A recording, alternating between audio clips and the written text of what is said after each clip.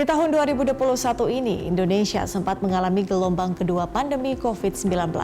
Di bulan Juli, angka kasus harian COVID sempat menembus 50 ribuan kasus per hari.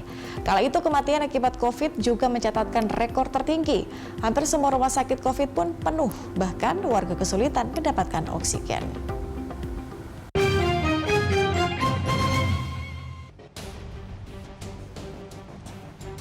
14 Juli 2021, Indonesia mencatatkan kasus harian positif COVID-19 paling tinggi selama dilanda pandemi, yakni 54.517 kasus.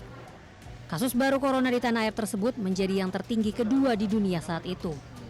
Tingginya kasus COVID saat itu menandakan Indonesia sedang dilanda gelombang kedua COVID-19. Kala gelombang kedua melanda, rumah sakit kewalahan. Tercatat dari data Kemenkes, data bed occupancy rate rumah sakit bahkan sempat mencapai level tertinggi, yakni di sebanyak 28 kabupaten kota, bor ICU-nya mencapai 100%. Sedangkan bed occupancy rate atau bor isolasi mencapai 100% di sebanyak 16 kabupaten kota, dan di sebanyak 12 kabupaten kota, bor ICU-nya maupun isolasi mencapai 100%. Pemerintah juga banyak menambah tempat-tempat isolasi mandiri seperti Wisma Atlet, Rusun Pasar Rumput, Rusun Nagrak, hingga Asrama Haji Pondok Gede. Saat angka COVID tinggi, kebutuhan akan oksigen juga tinggi. Di beberapa tempat, banyak warga antri panjang untuk mendapatkan isi ulang tabung oksigen. Gelombang kedua COVID-19 berdampak sangat signifikan karena banyak orang yang meninggal dunia. Angka kematian harian saat itu sempat menyentuh angka 1.492 kasus pada 19 Agustus 2021 lalu. Di Jakarta, sejumlah TPU khusus COVID tidak lagi mampu menampung jenazah korban COVID. Pemerintah dalam hal ini Presiden Joko Widodo mengambil langkah cepat dengan memberlakukan PPKM darurat sejak awal Juli, tepatnya 3 Juli hingga 30 Juli, khusus untuk wilayah Jawa dan Bali. PPKM darurat ini akan meliputi pembatasan aktivitas masyarakat yang lebih ketat.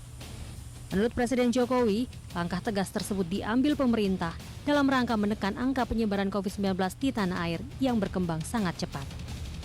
Seperti kita ketahui, pandemi COVID-19 dalam beberapa hari terakhir ini berkembang sangat cepat karena varian baru yang juga menjadi persoalan serius di banyak negara. Situasi ini mengharuskan kita mengambil langkah-langkah yang lebih tegas agar kita bersama-sama dapat membendung penyebaran COVID-19 ini.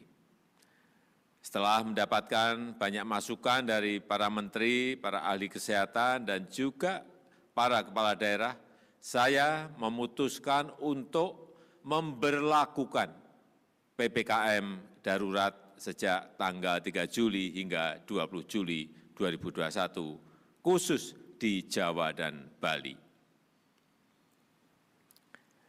PPKM darurat ini akan meliputi pembatasan aktivitas masyarakat yang lebih ketat daripada yang selama ini sudah berlaku.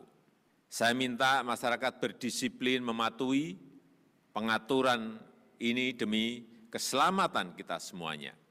Pemerintah akan mengerahkan seluruh sumber daya yang ada untuk mengatasi penyebaran COVID, seluruh aparat negara, TNI, Polri, maupun aparatur sipil negara, dokter dan tenaga kesehatan harus bahu-membahu bekerja sebaik-baiknya untuk menangani wabah ini.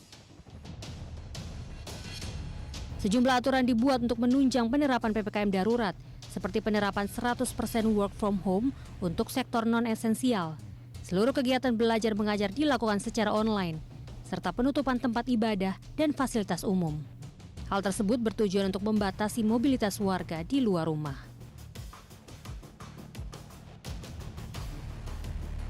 Setelah melalui beberapa kali perpanjangan PPKM, angka COVID-19 di Indonesia mulai terkendali. Sejak awal Oktober 2021, di mana tercatat positivity rate Indonesia rata-rata 3%. Bahkan di beberapa provinsi, positivity rate terdapat di bawah angka 3%. Misalnya di Jakarta, di angka 0,9%. Artinya, pandemi terkendali dan risiko penularan rendah. Angka kasus COVID terus menurun seiring masifnya vaksinasi. Saat ini hampir semua wilayah di Indonesia telah menerapkan PPKM level terendah, sehingga aktivitas masyarakat bisa mulai pulih. Namun pemerintah tetap mengimbau warga untuk waspada dengan kemungkinan ancaman gelombang baru pandemi COVID. Nantikan kilas balik peristiwa 2021 di program Kaleidoskop 2021 selanjutnya. Saya Patricia Mapaliei, terima kasih, sampai jumpa.